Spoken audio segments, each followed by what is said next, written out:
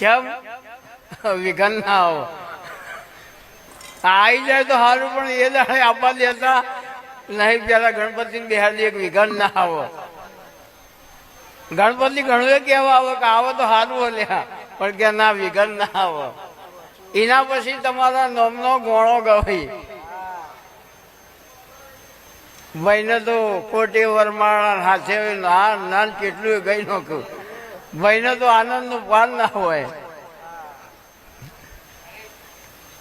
લગન ના દાડો પાછા તમને ગોળો બેહારે.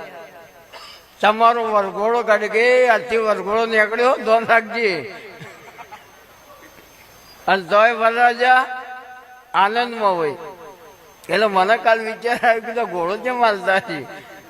એ ભગવાન કે એક વખત ચાંદ સારું નાહવા નાહી જા જોઈએ.